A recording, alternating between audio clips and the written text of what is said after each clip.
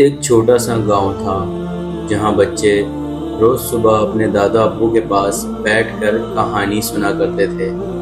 اس دن روشن اور چمکتی ہوئی صبح تھی۔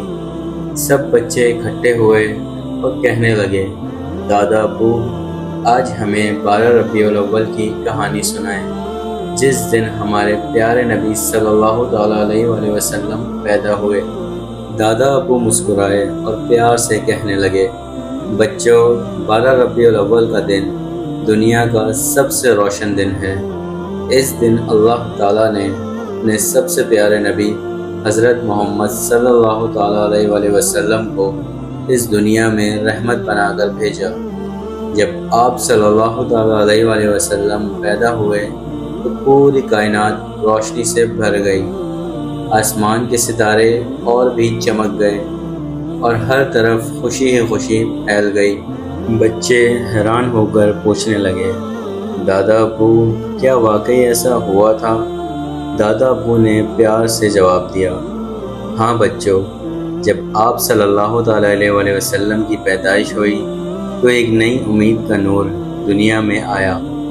آپ صلی اللہ تعالیٰ علیہ وآلہ وسلم لوگوں کو پیار، سچائی، انصاف اور اللہ کی عبادت کا پیغام دینے والے تھے۔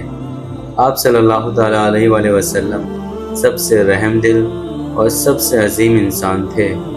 پھر دادا ابو نے بچوں کو سمجھایا، اس دن ہمیں زیادہ سے زیادہ درود شریف پڑھنا چاہیے، اللہ کا شکر ادا کرنا چاہیے اور اپنے نبی صلی اللہ تعالیٰ علیہ وآلہ وسلم کی سنت پر عمل کرنے کا وعدہ کرنا چاہیے۔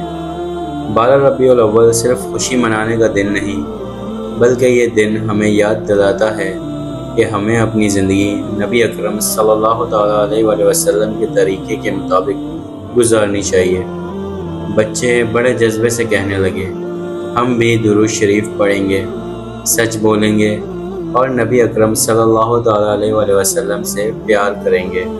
دادا ابو دعا کرتے ہوئے بولے، اللہ تم سب کو اپنے نبی اکرم صلی اللہ تعالیٰ علیہ وآلہ وسلم کا سچا اور پکا فالوور بنائے، تمہاری زندگی نور سے بھر دے اور تمہیں دونوں جہاں کی خوشیاں اور کامیابیاں نصیب کرے۔ اور بچے خوشی سے گھر لوٹ گئے، ان کے دل میں ایک نئی روشنی اور محبت بھر گئی۔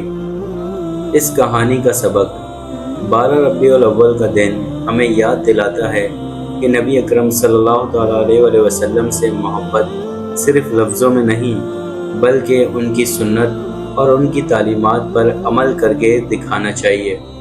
بچوں اور پیارے دوستوں، اگر آپ کو یہ روشنی سے بھری کہانی پسند آئی ہو تو ہمارے چینل کو ضرور لائک کریں، سبسکرائب کریں اور اپنے دوستوں اور گھر والوں کے ساتھ شیئر کریں۔